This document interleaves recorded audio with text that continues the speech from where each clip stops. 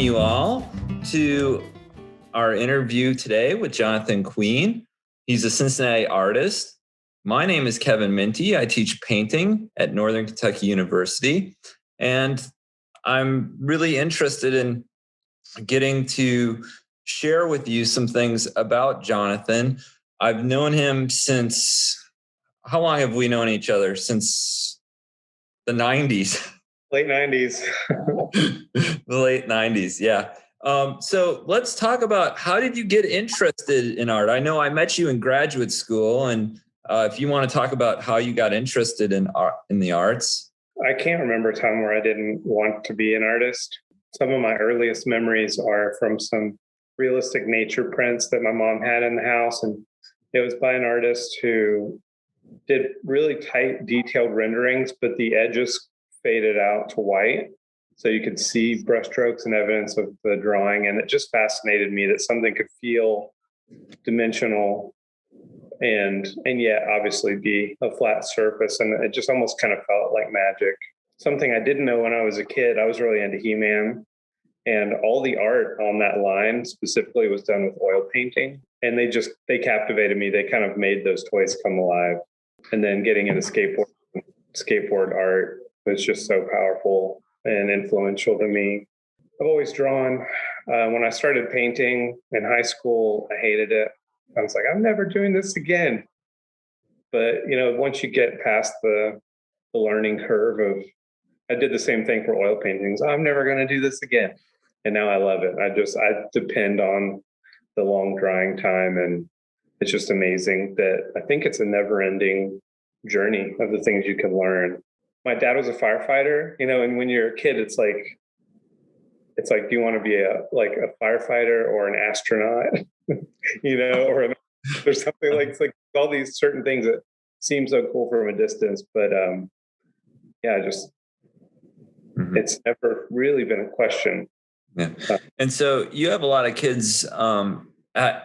Obviously you're not a firefighter, but I know, and it's always great seeing you with your children. You tend to give them what I would call sort of the artistic learning upbringing. Do any of them want to become artists? They're all creative, but I think sometimes it's intimidating because I've spent 25 years honing my craft. And so honestly, they have all drawn as well as me or better than me for their age when they were younger. But I've seen them get pulled different directions. One's a photographer, one does costume design.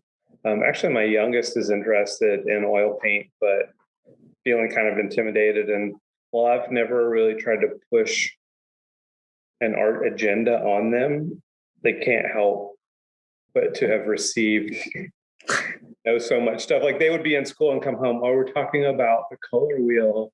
And they're so bored because it's like been ingrained in them since they were born. And then I know that some skateboarders actually draw or paint graphics and or put stuff on their grip tape on the top side. Did you ever do that growing up?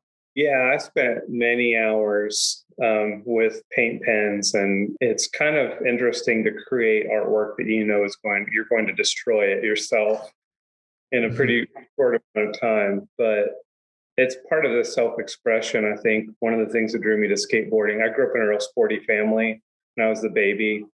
So by tradition, there were certain things that I did, like I played football in high school, but I also skateboarded, and I was also an artist. So I had these almost opposing aspects of my life. Yeah, I really think that having that artistic drive, one of the great things about skateboarding is you're not competing, it's not a team, it's just you.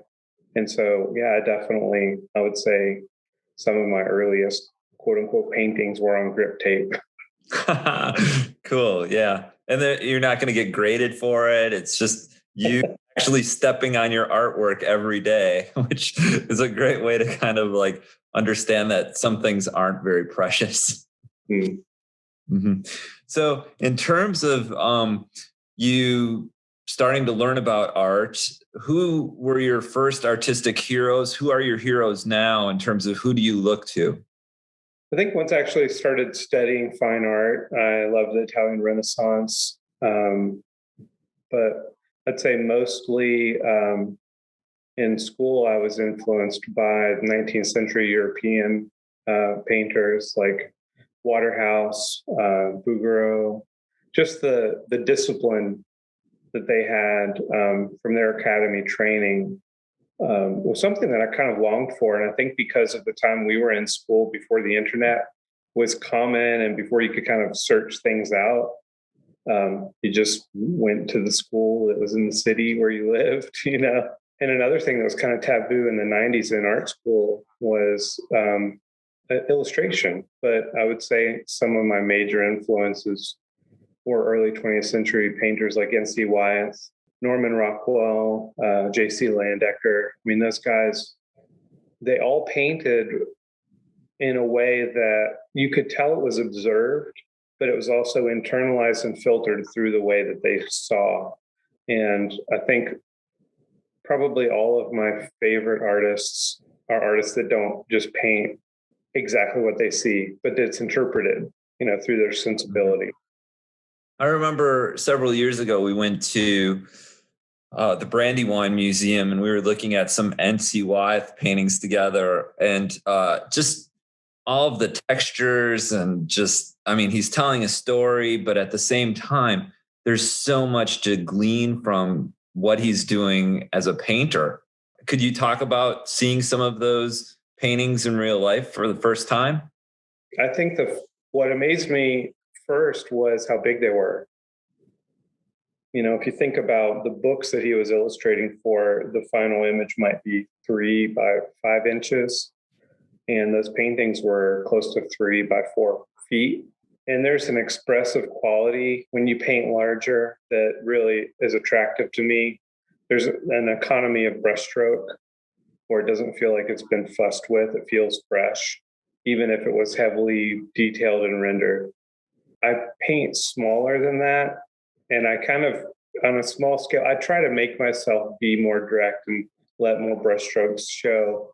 But as I chased trying to kind of, after graduating on my own, just trying to decide or trying to find how realistic I could paint, eventually I got to a point where I thought I missed the painterly aspects of paint, you know. And so I felt like I was chasing after something that was not a very efficient way to use my time. And so now that I'm able to render basically, you know, whatever I look at, I try to kind of I think I'm trying to pull back towards painterly, but in a way that makes sense.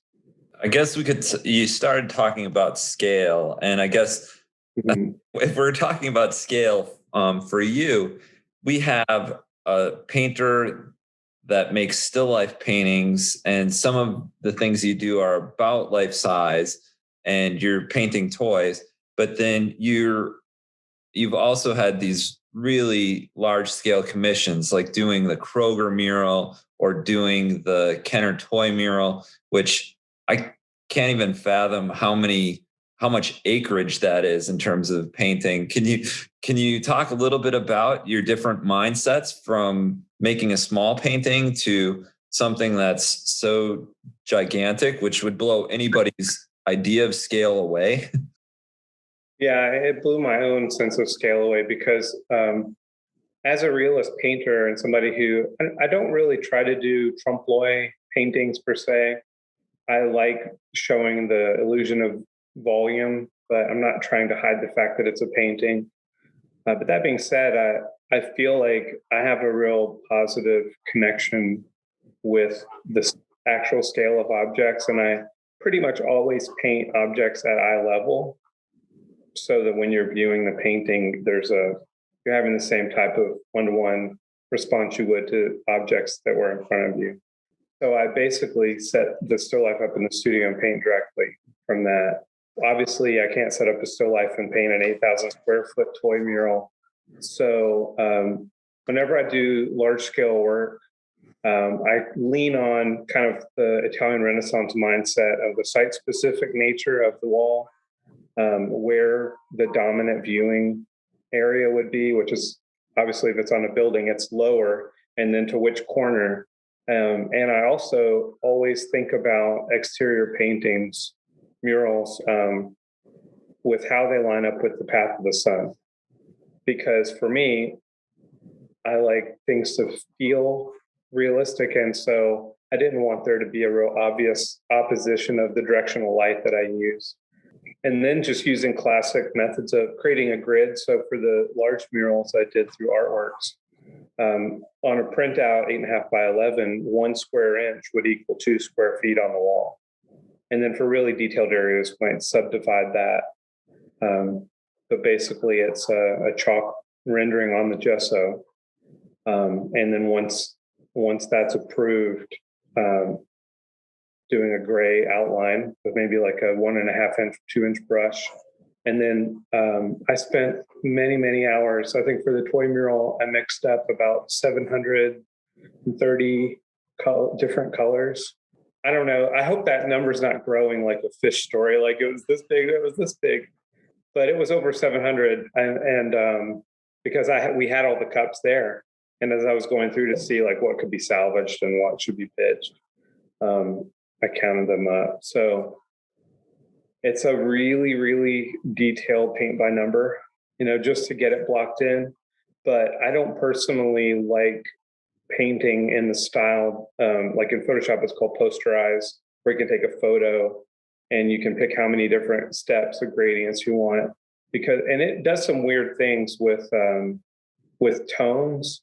So I might simplify the photo image like that, but then go in Photoshop and take the eyedropper tool and select what color that halftone is or what color that foreshadow is and drop those in. And then I put that in a clear plastic sheet. So basically when I'm mixing the colors, and acrylic dries a little darker, so to get those base colors, I'm mixing it and then putting little dabs over the photo. And then if it dries and it looks right, I'll label it. And on each subject matter, each different object, I'll do numbers or letters or some kind of code. And then that's how the assistants would know what to block in. But I'm still always going back in. The detail is kind of using those as a starting point, and then also having a palette range for subtle blending or tweaking reflected light and shadows. So I treat them and on both large murals, I personally finished somewhere around, I probably did about 60% of the Korger mural with the produce, and maybe 65%. And then working vicariously, through coaching other people and critiquing them, but letting them own certain toys. So I didn't paint every single toy, but I finished probably 70%. When I'm painting on a large scale like that, I will have a photo printout of just that object, part of that object. And that way with the pre-mixed colors and a full palette of different hues, usually in like a muffin pan, just filling the different ones. In some senses, it's exactly the same as the way I would render my personal work. It's just, you're using 3-inch wide house brushes, as opposed to, little art store rounds or whatever. Yeah. Mm-hmm. You're very articulate when it comes to talking about your process. And there's another process I'd like you to share in terms of at an exhibition at the Taf Museum of Art that showcased some of the panel murals that you did for the Carousel in downtown Cincinnati. And so many of my students, and I know there's so many art kids out there that are all trying to make their own worlds. They want to make their own world.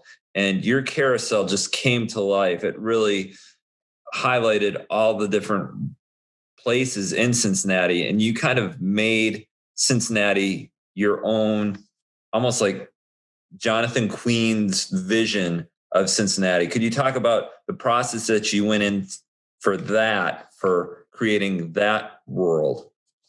Sure. Yeah, that was such a different kind of breakaway process for me because originally when I heard about that project and I submitted ideas, I just had a landscape that I submitted. And I honestly thought, if it's just landscapes, that's going to seem boring to kids. And I like painting old toys. And I thought, I don't want to paint another person's toy in this setting. But the carousel itself was going to have a bunch of different animals to ride. So I thought, if I worked from that list of local animals and the animals on the carousel, basically I created this idea that if I could inhabit those city parks with invented creatures, that it would just be more broadly approved, by various ages. I think when you're older and you see the parks, you can relate to, oh, I love that pergola, or that I love that giant ginkgo tree. So I basically wanted to create some sort of action. And the way that I did that was I would do some sketches. I would try to think about what the narrative would be, and then pretty quickly jump into using an oil-based clay. It's kind of a greenish gray. It doesn't dry. You can't fire it, but it's just a temporary way to create a solid form. And so I would sculpt the figures and then take my landscape photos once I knew the vantage point. And actually, I should say, as a still life painter, I felt very invigorated by the freedom of moving things around. Like when I did the gazebo in Eden Park, and then there's the Mirror Lake fountain, which is way off in the distance. I cut out probably 80% of the grass between those two because I wasn't trying to create a space where you could stand and say, this is exactly the vantage point. I just wanted to create more of almost like a romantic memory of what that park feels like. So once I had my final pictures for that scene, I could light the clay model, and then with color photography, I would use a warm light and have a cool ambient shadow, the same way that an outdoor nature landscape would be lit. And then through Photoshop, I could colorize the characters while maintaining that warm, cool light and shadow, and then insert them into the scene, modify their cast shadows, and then that digital image was my source. So for the carousel, it was a 2-year project, but it would have probably taken 10 if I freehanded everything. So I did use a digital projector to trace the line work. And then I would do basically a monochromatic underpainting with like a burnt umber or something like that, just to kind of push the white of the gesso kind of down. So once the acrylic layers were going over it, you could get volume faster. Then I would do kind of a local color on everything, and then kind of the finished pass. But yeah, that was a completely different way of working. It was kind of invented, but also kind of taken from James Gurney, who did the Dinotopia books. He's a wonderful source for how to paint things that do exist and don't exist.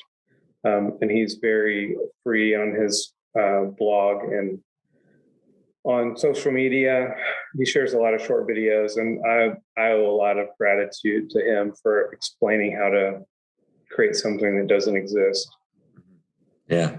So you really know how to like find the source, and then you seem to really be able to retain a lot of that information and apply it, which I think is a good thing. In terms of when you are working, what type of environment do you like to work in? Could you talk about your studio, or could you talk about going to work every day? Like, what do you like? You've made some of those murals in over 100-degree heat. That's probably not the most ideal working conditions. No, that's you have to pay the dues. That's part of having something on that large scale for the public. My studio, I always like to have kind of a middle gray on the walls. because I do depend so much on observing how light and shadow work on an actual still life. I prefer to have windows and have indirect light. I know people, classically trained artists, preferred north light because the sun would never be shining directly in and change the temperature that much. North light still changes some throughout the day. And so right now I'm in my studio and it's facing east. So there's sunlight in the morning. I'm not a morning person, so I kind of use that as an excuse to be an afternoon painter. And then I like to have different temperature light bulbs, different intensities. Some are fluorescent, some are LED. And then I'll also use different colored pieces of drawing paper, the different paper you can buy at the art store where they have like all the different shelves with different hues. And if I want reflected light, I might put that off the stage of the still life to bounce a certain color into the shadows. I'm kind of spoiled now. I used to paint in the basement for over probably first 12 years of my professional career and just rely on man-made lights. But the beautiful full spectrum that comes from ambient skylight, it's different enough to where when I'm working and the sun goes down, I see something disappear. I kind of watch certain colors. Like I never even had purple paint. I didn't need it. It was because I always painted with these warm tones, and anything that would have been more purple would be somewhat muted by the warm light. And more recently, I've painted more purple and magenta in the past like 3 paintings than all of my career before. So I like to be able to back up, see the painting from a distance. I like to have a mirror behind me, or just try to keep seeing it fresh. I spend anywhere from, like, a fast painting for me is probably 25 hours. And an average painting for me is probably 60 to 80 to 100 hours. And then a long painting for me would be closer to 200 hours. Mm-hmm. And so your eyes get used to seeing things that are wrong. So, even just flipping it upside down, trying to see it fresh, backing up towards postage stamp size, helps you see the composition, the light and shadow shapes. I also like to really, I know this is veering from the question, but once I have a basic kind of monochromatic wash, I really like to jump in and just get big shapes of color to have it. If you squinted, it would almost seem like it's way further along than it actually is, because I want to be able to respond to what's there. If I drew everything in and just kind of started at the top filling things in, I wouldn't have accurate areas around what I'm working on to respond to. Let's take a look at a couple of your paintings here.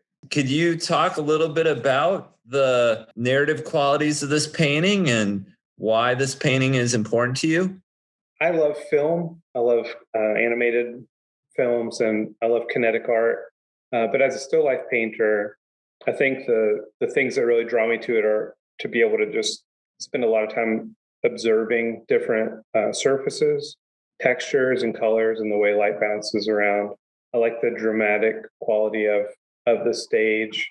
So when I'm working on this, even though a single image is almost just like a split second in time, I wanted to make this painting about in the story conflict. This is almost like right at the climax of like what's going to happen. How is this going to be resolved? So sometimes I use certain characters like the Tin Man or Pinocchio or toys that people already kind of know the basic history and story of, but put them in different contexts. So for this piece, Tin Man wants a heart. That's pretty obvious. The monkey on his back is holding his arms down. The clock is almost at midnight. The oil can is there, but it's almost kind of out of reach. And then the piece in the background is Apollo Pursuing Daphne by Bernini. And so right as he's reaching her and she's turning into a tree. So it's kind of that question of, are you going to do the things that you need to achieve your goal? And I kind of like the idea that it could almost like a choose your own adventure. At this point, what's going to happen? And that's kind of starting. Even though that's a really controlled narrative, as far as I just said a lot of things that were intentional about it. I still like the idea that I'm starting this and I'm kind of putting it out there for the viewer, and then they get to, if they're interested in it, can kind of play that out in their head and maybe bring their own history to it, and it'll affect the way that they imagine the outcome to be. That's great. I also want to share, let me share one more. This is a painting you just recently finished, and I know we've talked for years. You've said you've had this idea and you've wanted to work on this, and you've finally been able to get around to it. And I know that you feel really satisfied in terms of being able to have made this painting. Could you talk a little bit about the meaning behind this one? Sure. Yeah, I actually had a dream back in 2008 about this boy by the ocean pulling this big airship, and he was bent over like it was a burden, but the airship was floating, and I didn't really know what it meant, but I sketched it quickly and then fell back to sleep.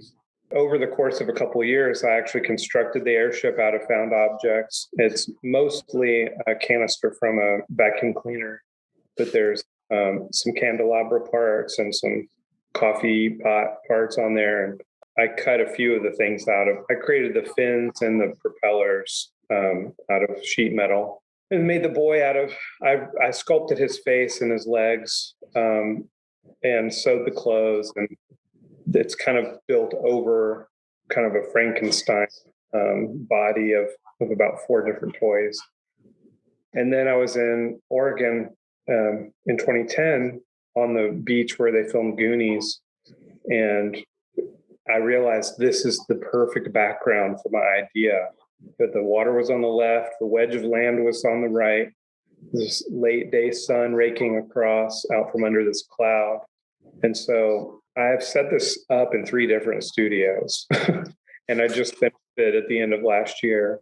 But I did a color study, waited a couple more years, and then so finally, the actual painting I worked on for about 2.5 years, and this is in the kind of like 200 plus hour painting. So for me, in my personal style, this is the largest still life I've ever painted in oil. Obviously, it's like 1% the size of some of the murals of that. How big is this one? This one is about, I think it's 36 by 42 inches. Okay. So, or it might be just under 3 feet tall. Mm-hmm. Is this one of your favorite paintings that you've ever made? In some ways, yeah. I think it is partially just because there's so much invested in it. And that's what's interesting to me. Sometimes I'll have an idea like this, but it's happened several other times where I don't try to particularly do an overlay of an exact meaning. But as I look at the still life and work on the painting and meditate on the idea, I think that's one of the interesting things about painting directly from life is you're going to see the light change. You're going to see dust accumulate. And in one instance, I let a still life sit for about a year, and the dust on it is what made the narrative, because it was called Waiting for Inspiration. And it was a skeleton looking at a light bulb. And then when I finally got back to that piece, I almost dusted it off, and I thought, wait, that's perfect. So I painted the dust into the scene. So yeah, this it has a lot of, it's really kind of dug into some of the deepest recesses of my childhood. And as I've kind of grown and worked on things and processed my past, it really rang true. And so the meaning in this grew.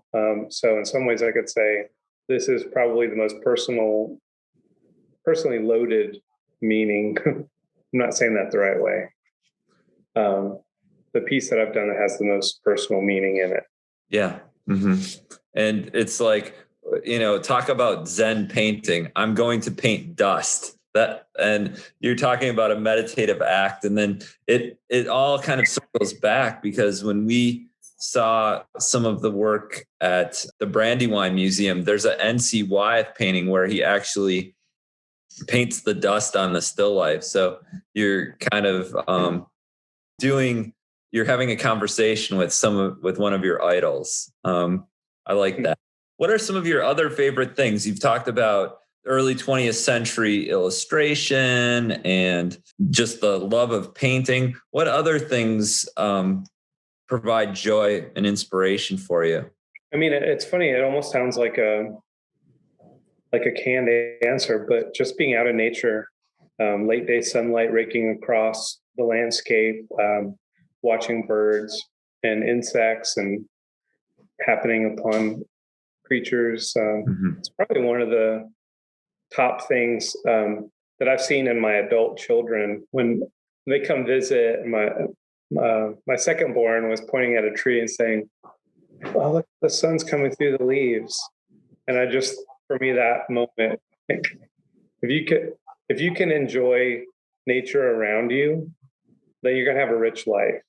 I'm really fascinated by Hayao Miyazaki films, so Studio Ghibli. I think one of my favorite things about him is that amidst grand storytelling, there will be a scene of just a rock with the grass blowing, and you'll see a few raindrops, and then the storm cloud moves in and it gets dim, and then it's covered with water. Or you'll see a field with a flower and a little snail ascending the flower stem, and it's slowing down enough to appreciate the uniqueness of something or the beauty in a specific moment.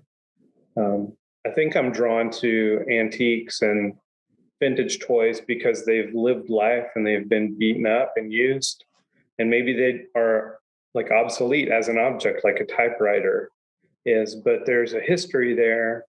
I think I just am really fond of focusing on an object and kind of seeing, and sometimes it's just without a narrative in mind, but just to spend the time to honor that subject.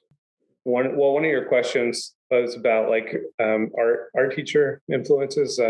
John Stewart taught my color theory class, and I think that literally changed my life. Like, I believe it changed the way that I see the world. Almost like when Neo sees the Matrix. It's like anything that I look at, I can look at oil paint, I can have a loaded palette and I can see something and I can recreate it. Its value, its hue, its intensity, and how it relates to things around it. That makes, even just as I'm talking to you, I'm looking out my window and seeing the sky versus the buildings, and it's partially cloudy, so the sun keeps peeking out. There's beauty all around.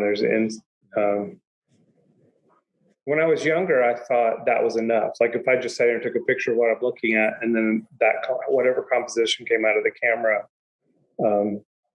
was fine. But as I get older, I think I'm amazed by more in general, and I appreciate more, but I'm really picky about what I choose to spend the time to actually paint.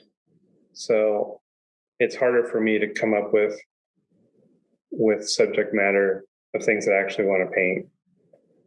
Yeah. But time is running out on us. Hopefully we have a long career ahead of us, but it takes a while to make a painting, and we only have so many paintings left in us. And I think that you have to figure out how best to spend that time. And I think that you do a really good job of that, not only in your paintings, but in the way that you live your life. So, I'm always inspired by every time we talk, when I see what you're up to and just being able to hang out with you, it's an inspiration for me because you look at the world in a totally different way than most people. And I think everyone in the world is going at such a high speed, and it's good to hear that you're taking the time to just look. I couldn't keep up if I tried to to keep pace with our high speed world. I mean, we're painting,